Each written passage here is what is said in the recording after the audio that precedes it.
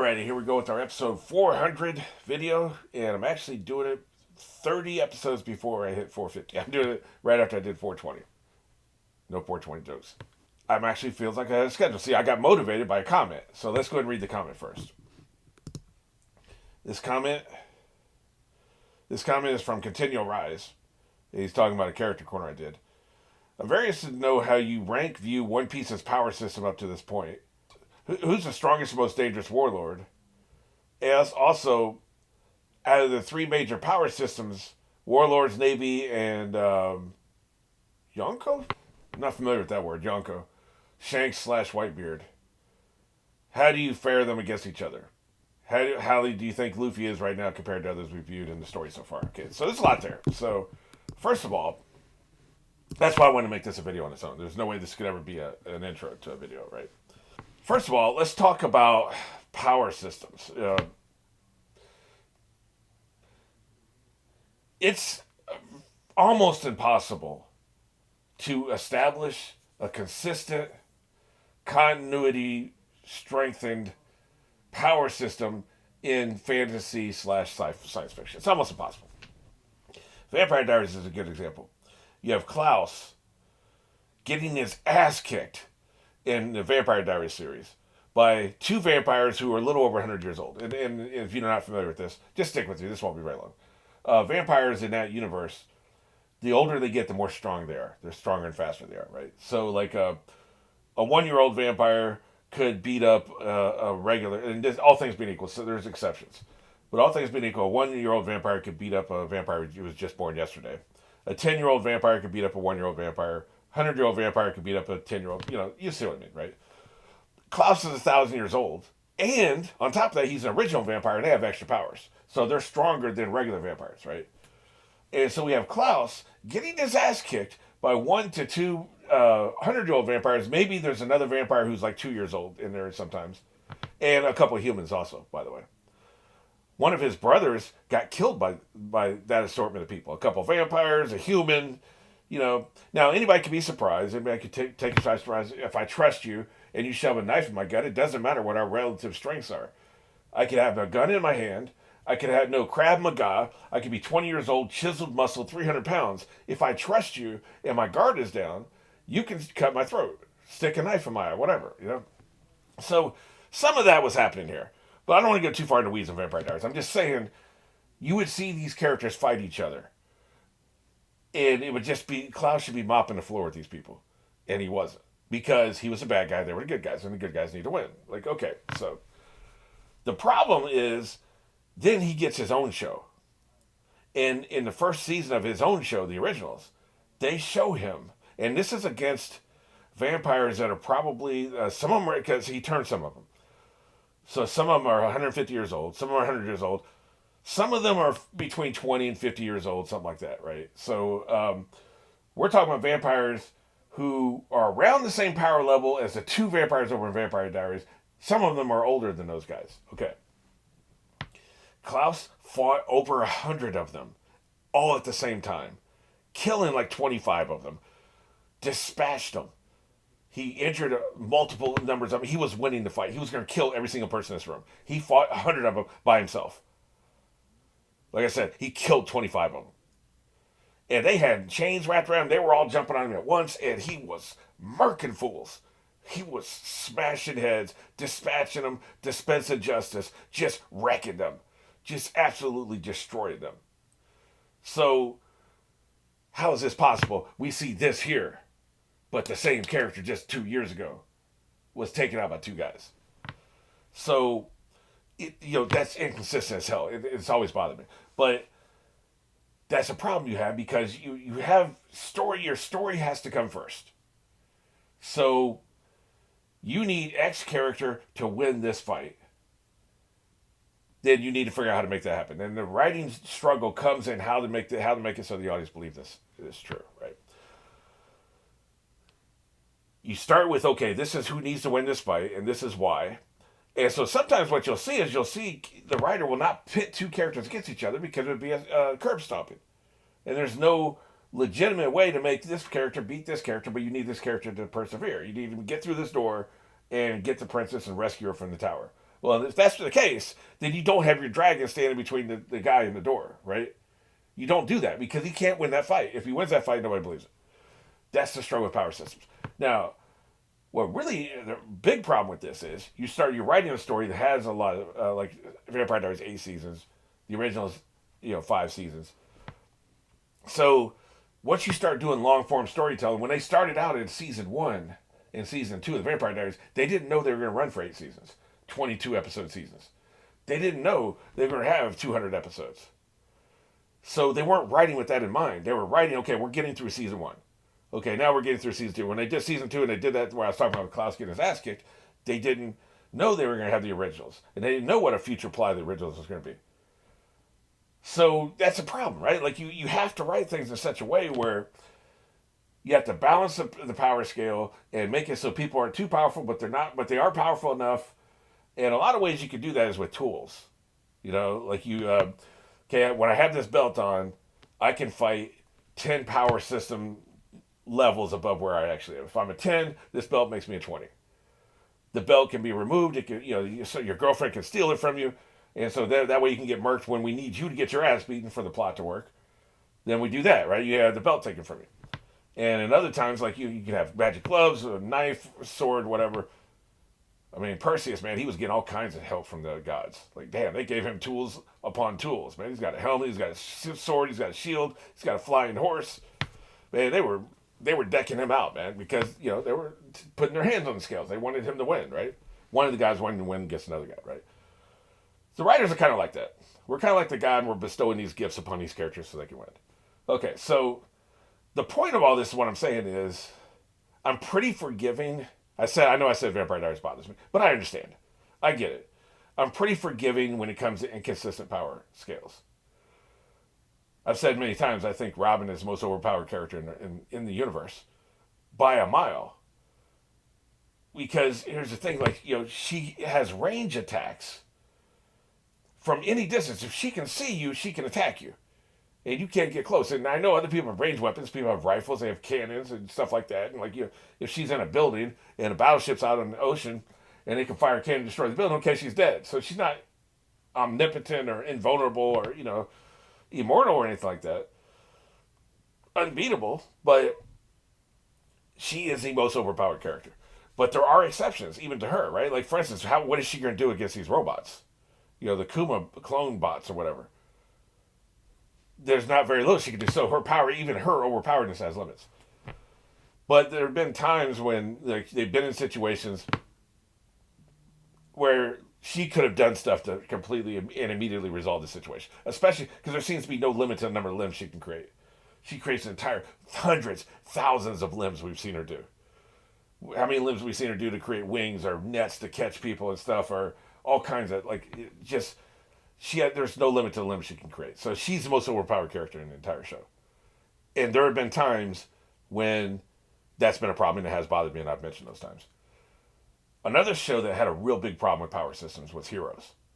You had 2 characters in that show who can accumulate other people's powers. And so we've got a guy who can fly. He can move. He has telekinesis. He can shoot energy beams out of his hands. He can heal. So let's just think of those first 3 powers, okay? Like flying, telekinesis, and the energy beam things. Those 3 things alone, you should be able to beat anybody, anywhere, right? Like there's season 2, there's a virus, and there's a guy holding this vial, and he drops it, and it's going to hit the ground and shatter, right? Well, he can't even get into the room to get this guy who's got this vial, right? But he has telekinesis, so he should be able to just rip the door off the hinges, or if it was a bank vault kind of situation, do something where you, with the tumblers on the inside, open the door, right? Or, another thing too, he could teleport. Like, the powers this guy had, he should have been able to win any fight at any time and solve any situation, because it was such a combination of powers. So, that you can teleport, you can fly, you can levitate objects, you can shoot beams from your hands, and you can heal damage. And they were having him get his ass kicked by people. But I can't remember, we don't want to get into weeds, but there was a specific situation where it's he could have lifted this up, he could have floated up there to get something, he could have did this and slammed this person against the wall. He could also do a force push thing where you just slam people against the wall and shit. And it should be a writing challenge that you should be excited to have. Okay, how do we nullify this guy, or how do characters deal with the person this powerful? And they had two of them, one of them good, one bad, right? And eventually, what they did was they made it so he can only keep one power at a time. So if he can fly, he can't levitate objects. No telekinesis. Or if he can heal, he can't teleport. That was a good way to nerf him because he was just too effing powerful, right? So I've watched so much shows because this is my favorite genre: fantasy, science fiction, action. Those kind of things all have this problem, the power scaling problem. So I've watched so many shows, I've seen it so many times. I'm really forgiving about that. Also, I'm not super interested in the rankings, like you're ranking football teams. And there's 32 football teams. Who's number one? Who's in the top 10? Who's in the top 5? I have a mild interest in that stuff, but not really. I've since I started reaction channels, I've stopped ranking things because I just don't think it matters. I think when I wake up the next day, I feel differently, so it's pointless. It's basically a snapshot. That's why I don't do like character rankings. There's other channels that do character rankings, or they'll rank their favorite episodes of The Sopranos or their favorite seasons and stuff. And I started to do a video on The Sopranos, my favorite episodes and favorite seasons, and I was so bored, I just stopped. Like I turned off the recorder because it was just like just holds no interest to me. It doesn't mean anything, and it's going to change the next time you watch the thing anyway, right? So, talking as far as talking about who's the strongest characters or how do they rank each other, versus each other, stuff like that. I don't think I'm not interested in that. And there's another thing here. Objectively speaking, I don't think it works because it's all about matchups. It's just like the NFL. We're talking about the top 5 teams. Okay, well the 49ers are the number 1 team in the NFL right now, as I record this in January of 2024, right? 49ers are the number 1 team. They got beat by, I think it was the Cardinals. The Cardinals are one of the worst teams in the league. How's that possible? How can number 30 beat number 1? Because of matchups. 2 people individually match up against each other. If you watch My Hero Academia, that's a big deal over there. Now, no spoilers. I'm only 3 seasons into it. But the matchups are very important. It's very important who you get in a matchup, right? So what I think is a much more interesting conversation is how do people match up specifically against each other, okay?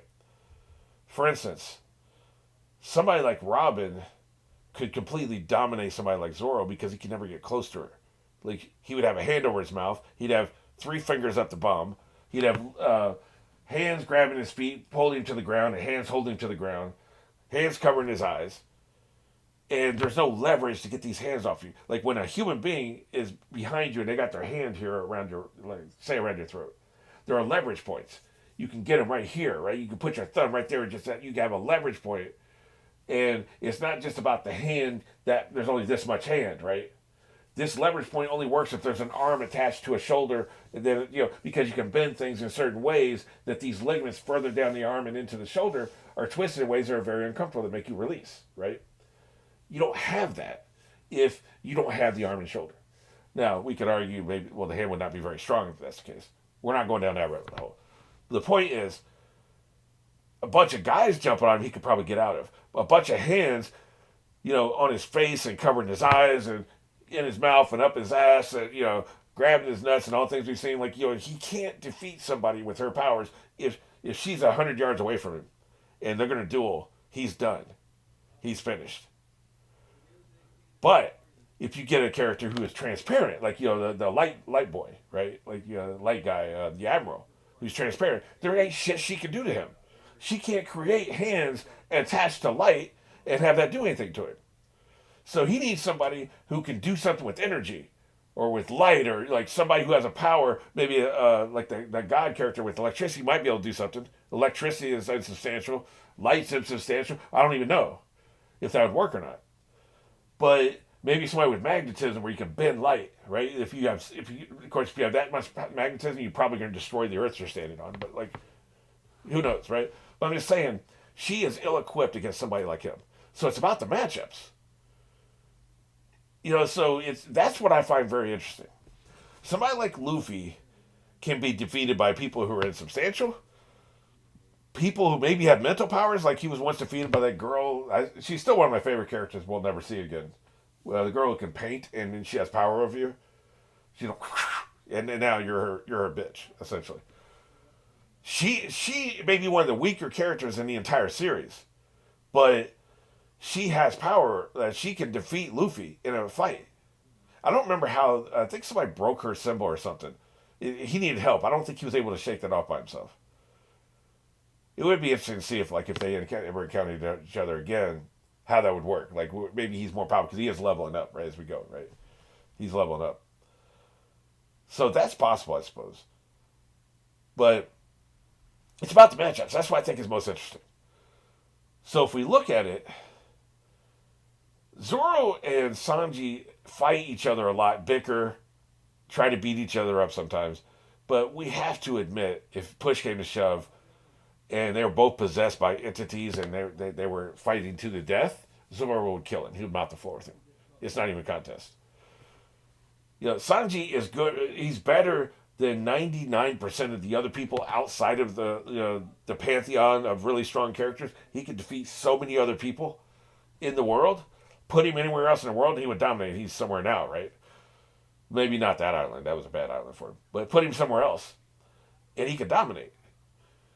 But pit him up against one of these people, and all he can do is kick. And yes, he has vicious kicks, and he can do the energy beams from his kicks and stuff like that. But he can also take an ass whip, by the way. But it's all relative, though, right? So what I'm saying is, Zoro would mop the floor with him. Zoro would obviously mop the floor with Usopp. Zoro against Chopper would be interesting, but I think we know how that would end. Unless he goes Hulk Chopper, right? If he goes Hulk Chopper, there's a chance, right? But I think we've seen Zoro beat up giants, haven't we? I'm pretty sure.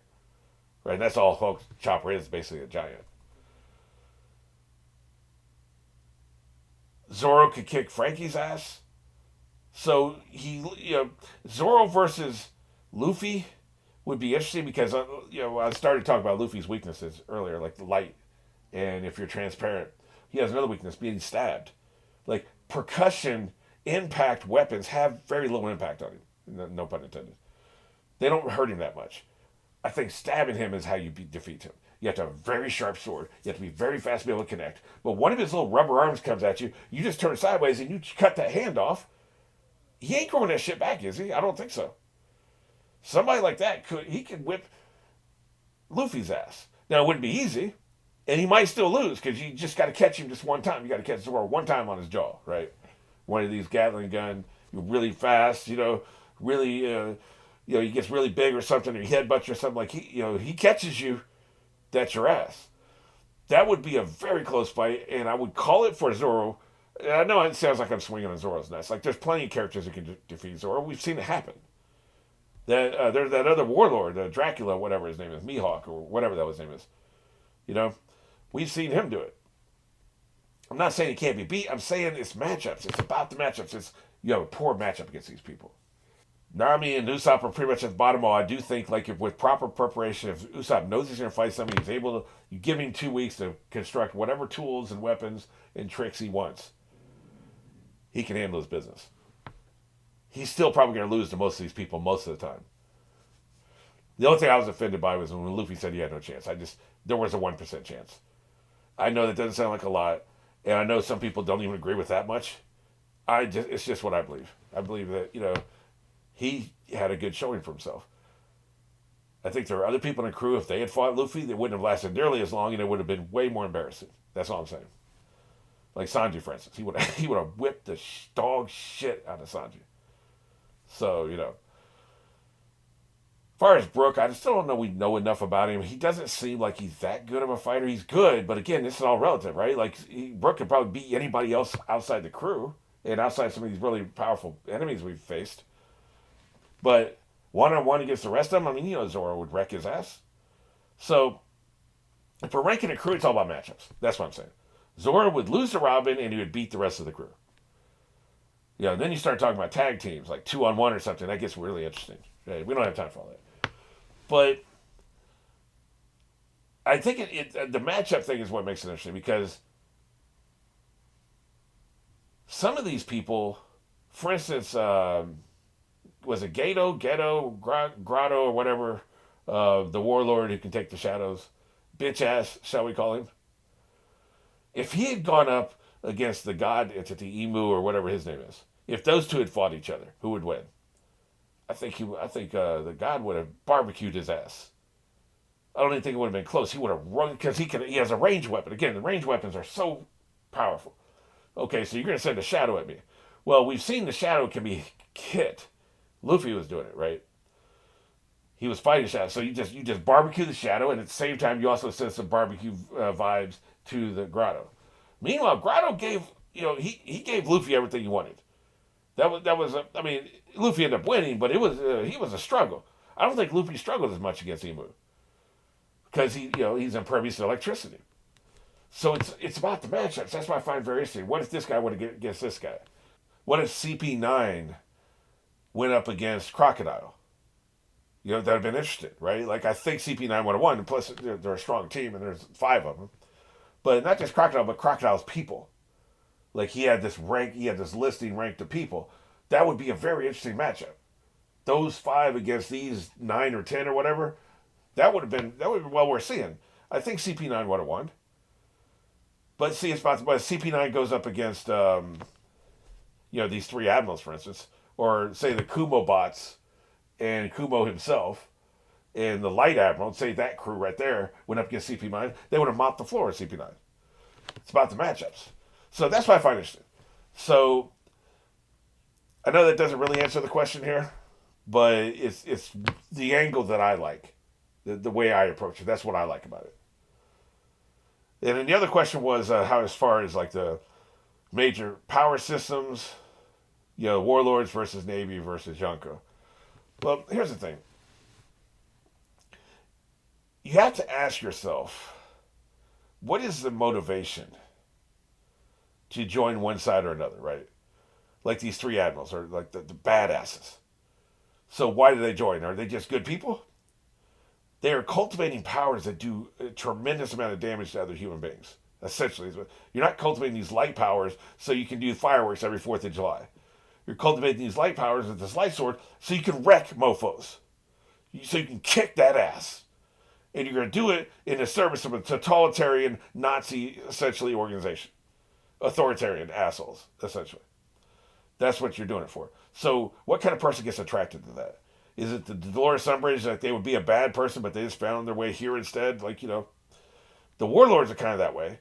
You basically recruited the most dangerous people that would be your enemies and get them on your side, bribe them to be on your side, give them autonomy, leave them alone, maybe chip them off some money or something, maybe send them some help if they need it, in certain situations. And then not only are they not fighting against you or hurting your interests, but then they're also taking care of the small fries as they come along before they get to be big fries, right? The motivation to me is like, okay, say you have a top 3 all-time power, the ability to wreak the most amount of damage to other people and even the environment, right? So you have like a nuclear powers level, fruit power or something. Would you go to the Navy or would you become a pirate? Where would you get more? Would you get more money, fame? What are you looking for? I think the pirates want the fame. I think they want the celebrity. I think they want the cool. They think of themselves as cool, and they want other people to think they're cool. That's the vibe we keep getting from these pirates, right? That's what they want. So a person who wants acclaim and people think they're cool and they want to be cool and they basically don't want to be told what to do and they want to do whatever the hell they want and live life and whore around and drink and be merry and all that stuff, or is going to be a pirate. That kind of mentality doesn't really lend itself to honing your skills on a daily basis. Once you've reached the top, Rocky, in the 3rd Rocky movie, you're at the top. Are you going to train just as hard? Are you going to hone your skills as hard? People already think you're cool. You already had the celebrity. Your bounty's already this high. Everybody in your crew is not going to challenge you. Most other pirates are afraid of you. They walk the other way when you come. Are you still going to train this hard? Has Whitebeard been training as hard now as he was when he was 20 years old? When he hadn't done shit. Luffy is training himself now, and he's leveling up because he wants to protect his friends. He is motivated. Are the warlords and are the pirate leaders motivated to still work that hard to be the best that they can possibly be? I don't think they are. Whereas I think an admiral is under constant pressure to maintain the position, and they have authoritarian government looking over their shoulders. And there's a constant fight against evil because there's all this evil in the world. And the government's always going to want you to kick somebody's ass. You're always fighting. You're always going somewhere doing something. Even when people run away from you, when you corner them, they're going to fight because you're trying to take their ass away from you. You're not trying to avoid a conflict. You're trying to have a conflict. The admirals are always in service. They're always working. Presumably always fight, making themselves better, improving. So I think from a motivational standpoint, they're probably at the top. They're just constantly in action. And there's the old thing where you get the really big guy who he's never had to fight anybody in his life. He's 400 pounds, rippling muscles, deep baritone voice, got a resting serial killer face. He never has to get in a fight ever. Well, if you have to fight him, I like your chances. Yeah, he's still big, and if he does get a really good connection, you're screwed. But he never has to fight. You can finesse the situation. You can outmaneuver him. He's not used to fighting. He's not used to having to take a punch, take a hit, get back up, keep going.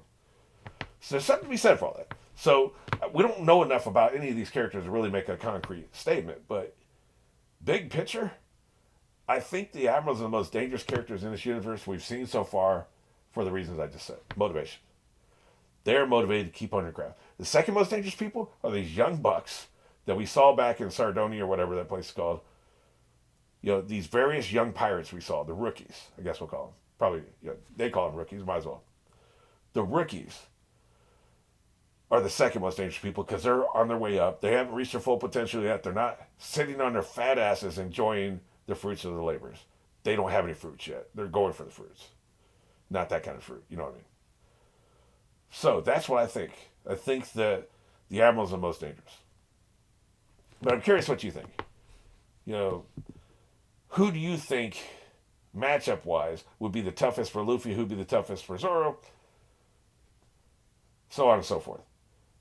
I've been trying to think that the Light Admiral, I don't think we've seen anybody. Maybe Blackbeard has a chance against him. Darkness against light. I guess we're going to see that at some point, aren't we? Although he's going to become a warlord, so we probably won't. At least not until the warlords rebel, which I do think is going to happen. I think the warlords are biding their time and they're going to rebel. And that's going to be very ugly for the government because F them.